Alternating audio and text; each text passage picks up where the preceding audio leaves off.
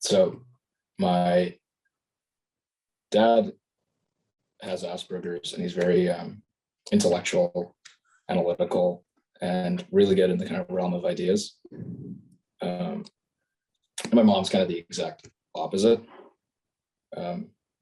where she's very intuitive, social, relational, and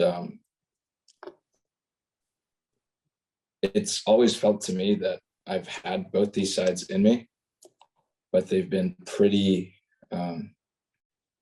disintegrated, not coherent, competitive. And so I guess I've had a lot of identity issues and struggles of like who I really am. And I'm not very legible to others because I don't fit into a box so neatly. And so I think kind of to deal with this, I've always had a deep, deep need to kind of define myself externally. Like, oh, I want to save people. I want to invent medical technology and I can blah, blah, blah, solve sleep apnea, or I can do stroke, and I can do this for diabetes. And it was almost always like, I needed these roles to give me that sense of identity that I never had. And I guess my question is kind of, I struggle with this idea that you can kind of matter, be a force for good, make a difference for the world without having an identity or a need or an obligation or a role. I guess there's like, I'm sorry if I'm getting more and more incoherent. It's quite emotionally laced. It's hard for me to kind of find my place in between these two quotes, which is like in Japanese, they say like shikata ga nai, like it is what it is. And it's usually accompanied by a sigh, which is like, you know, a salaryman having to work 14 hours per day and not being able to go to their daughter's birthday. And the only way to deal with it is to just accept. And it's almost resignation. And on the other side is kind of like, I forget if it was Thoreau, but it's the kind of the quote that like reasonable men change themselves to fit the world. Unreasonable men change the world. Therefore, all progress depends on unreasonable men. And so I feel like on one side, it's like maybe these identities, these roles, this feeling that, hey, I have a role to play in the world is important given what Thoreau says. And maybe the other side of it is maybe this is all like a construction of the ego, and I'm solving an internal emotional problem through managing the outside world. So I don't know if there was a question in there. But. Oh, all right, well, I can have a few comments. So it's hard for you to be authentic because you're not quite sure who you are. You're this way and you're that way, and the two of them aren't complementary so much as they are competitive. I think you need to get them to make friends with each other so that they are more complementary, so that they work together. Embrace them both. Don't make it one or the other, or focus on one and keep down the other. I think you are going to need, if that was possible and you could do that, you already would have done it. So it seems to me that, you know, you've got both of these strong enough to assert themselves. So you're going to need to make them friends, not competitive, but work together.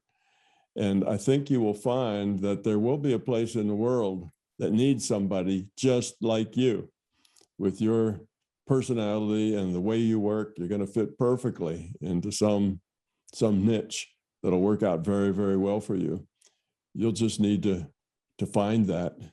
And yes, you can lose yourself in a job, you know, identify yourself as a job, but that's going to keep you feeling kind of empty inside, because you really have to identify with who you are, not just what you do. So you can even be great at what you do, but you're still going to be unhappy if you're not great with who you are. So you have to work on that who you are thing and get that solved, as well as do great in your job, whatever it is. that makes you more unique. That makes you more diverse. Uniqueness and diversity is a very good thing. Don't think of it as a negative thing. Oh, I'm a square peg in a world of round holes, and it just doesn't, I don't seem to ever fit anywhere. You will find a place to fit. But I think first, before you find a place to fit, you're going to have to make peace between the two warring sides. Instead of seeing that as a dysfunction, oh, I've got this problem. You know, mom's one way, dad's the opposite way. And I'm kind of stuck in, you know, oscillating back and forth between them, and that's a problem. Instead of seeing it as a problem, you're going to need to embrace both of those and saying, you know, how can they work together? All right, let's the Asperger side be analytical. And maybe that will be an important part of my job. But maybe another important part of my job is caring and relating and connecting with people. And I can't really do my job nearly as well if all I am is analytical. And I can't do it as well if all I am is relational and feeling. And really the job requires a whole me that's both of those things. And then embrace that and try to get those two to complement each other rather than struggle with each other. And I think you'll have to find that you're going to have to accept that combination as you say, okay, this is me. I've struggled with it for, 25, 30 years, whatever. And here's where I am. This is where my struggles have gotten me right here today. This is me. All right. Has that been working, or has that not been working? Well, if it's not been working, then you have to think, what do I need to change? What is it I need to change?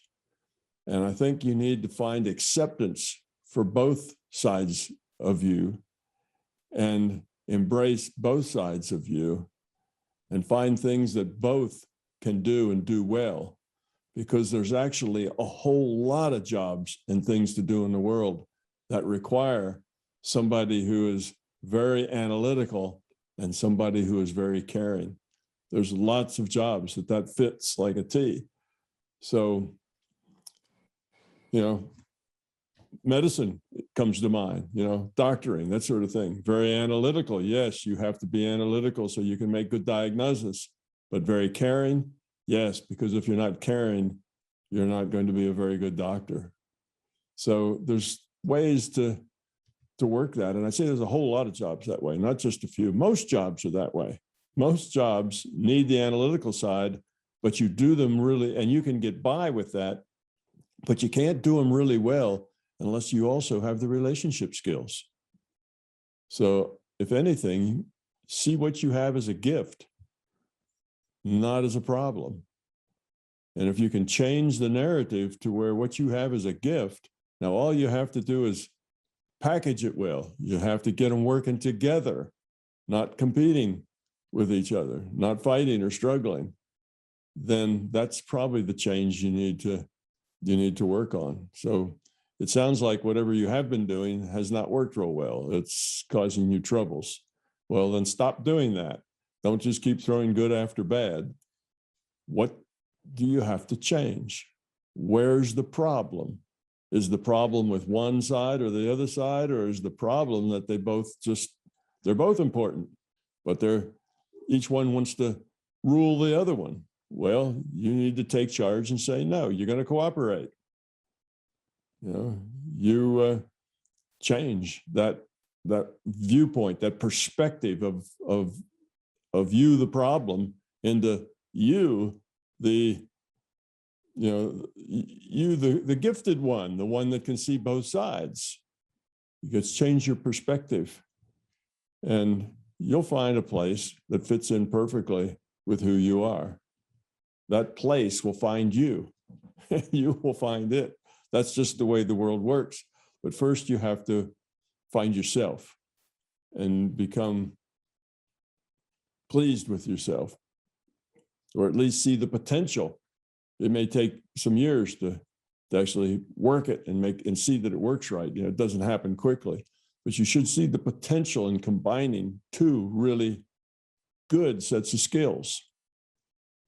And a lot of the dysfunction we have in the, in the world is that we don't have more people that have both sides of that skill.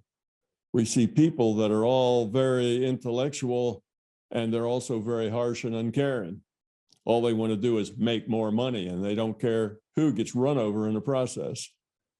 And we see people who are very tuned in relationship, but their intellectual side is such that they have a hard time staying focused and a hard time, making things work for them. They kind of bounce around here and there and the other and have it difficult. So you have it both. Make the most of it. They're both really good traits. Just get them to work together the way they should. And don't take this idea that they're in conflict and one of them is trying to beat the other one out. It's not a competition. It's two highly valuable skills. Learn how to use them together and learn them both and feel fortunate that you have both developed very well.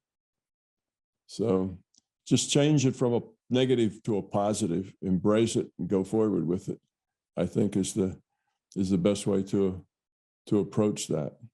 And it'll take some time. This is like a whole life change in how you see yourself. It's not like it's a turn on a dime, but work toward that and continue to make progress toward it. And when you see yourself slipping back into old, slapping the wrists of whichever side's causing you the trouble right now, then basically you're negative toward both and unhappy with who you are. And that's just a recipe for unhappiness and disaster. You have to embrace it, make it positive. You find yourself being negative, stop. Say, I don't want to be negative. There's nothing negative here. We're gonna, we'll make it work. So I think you will. There's need for people like you out there. You just have to get yourself together to where you present yourself as a whole thing, not two different things, struggling with each other. And you have to get to that in your mind first.